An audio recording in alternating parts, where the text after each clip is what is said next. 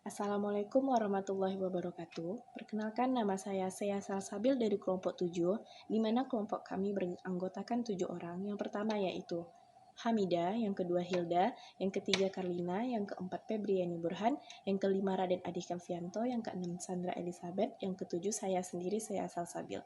Di sini kami akan mempresentasikan bab 13 dan bab 14, yang mana bab 13 tersebut membahas tentang sistem pendukung keputusan dan bab 14 membahas tentang automatisasi kantor. Dalam era digitalisasi pada saat ini, maka segala sesuatu harus menggunakan digitalisasi sehingga pekerjaan dapat diselesaikan dengan baik, tepat waktu, dan sesuai dengan sasaran. Keputusan-keputusan dibuat untuk memecahkan masalah. Dalam usaha memecahkan suatu masalah, mungkin membuat banyak keputusan. Keputusan merupakan rangkaian tindakan yang perlu diikuti dalam memecahkan masalah untuk menghindari atau mengurangi dampak negatif atau kesempatan. Guna untuk mengetahui hal-hal yang perlu dilakukan pada sistem manajemen informasi, maka perlu dilakukan penjabaran tentang hal tersebut. Yaitu pendukung sistem manajemen informasi.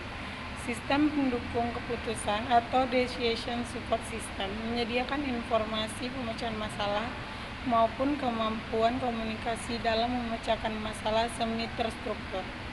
Informasi dihasilkan dalam bentuk laporan periodik dan khusus dan keluaran dari model matematika dan sistem pakar. Selanjutnya, keputusan ada dua, yaitu keputusan terprogram dan keputusan tidak terprogram.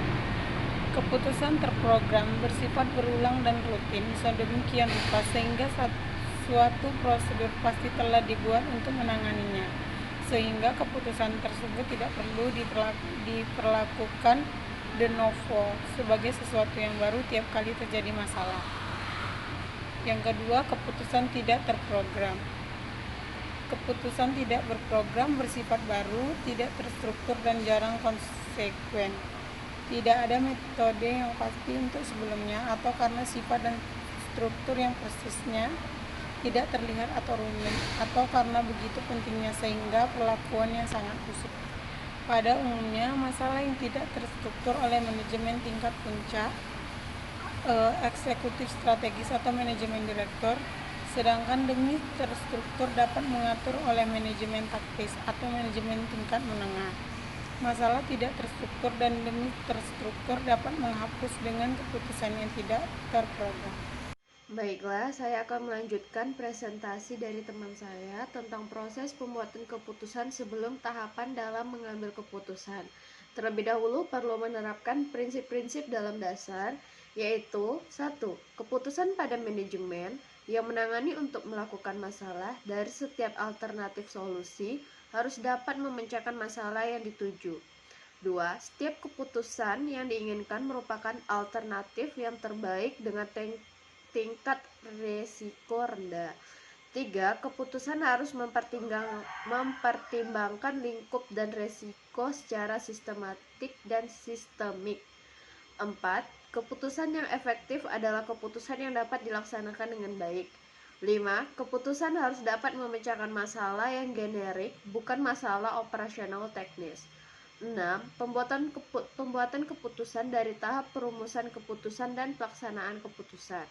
7. Pembuatan keputusan harus dapat menghasilkan suatu hasil yang dapat terukur. 8. Keputusan tidak harus selalu dimulai dari data, tetapi dapat dengan menggunakan pertimbangan. Tujuan sistem pendukung keputusan atau DSS, perintis DSS yang lain, Peter G. Wikin, bekerja sama dengan Scott Morton mendefinisikan 3 tujuan yang harus dicapai DSS. Mereka percaya bahwa DSS harus, pertama, membantu manajer membuat keputusan untuk memecahkan masalah semi terstruktur. 2. Mendukung penilaian manajer, bukan mencoba menggantikannya. 3. Meningkatkan efektivitas pengambilan keputusan manajer. Bab 14, automatisasi kantor. Otomatisasi dimulai di pabrik dan menyebar ke kantor dalam bentuk otomatisasi kantor. Otomatisasi kantor atau Office Automation OA dimaksudkan untuk membentuk pekerja sekretarial dan administrasi, tetapi kemampuannya untuk memudahkan komunikasi formal dengan orang-orang di dalam dan di luar perusahaan menarik para pekerja manajer dan profesional sebagai pemakai. Pengguna otomatisasi kantor selanjutnya yaitu sekretaris. Sekretaris biasanya ditugaskan pada para pekerja terdidik tertentu untuk melaksanakan berbagai tugas seperti menangani korespondensi, menjawab telepon, dan mengatur jadwal pertemuan. Selanjutnya adalah pegawai administratif, yaitu melaksanakan tugas-tugas untuk sekretaris seperti mengoperasikan mesin fotokopi, menyusun dokumen, menyimpan dokumen, dan mengirimkan surat. Perangkat otomatisasi kantor adalah sebagai berikut. 1. Pengolah kata. Yang kedua, surat elektronik atau email. Yang ketiga, pesan suara atau voicemail.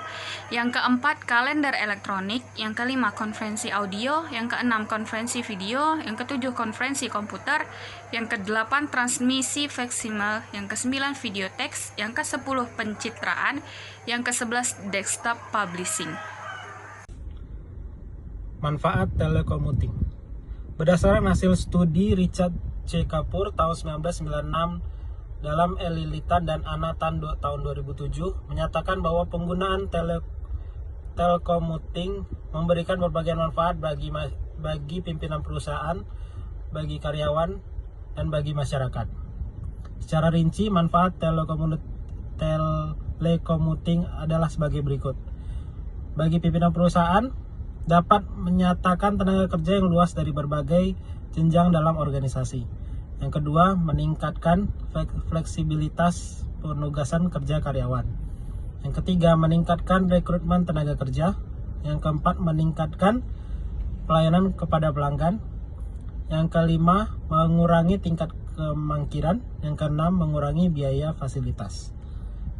Manfaat bagi karyawan perusahaan adalah yang pertama, dapat meningkatkan fleksibilitas kerja. Yang kedua, dapat menghemat kerja. Yang ketiga, mengurangi tingkat stres. Yang keempat, merasa memiliki empowerment. Yang kelima, mengurangi berbagai gangguan. Yang keenam, meningkatkan peluang menciptakan komunikasi yang lebih baik dengan pihak manajemen dan rekan kerja.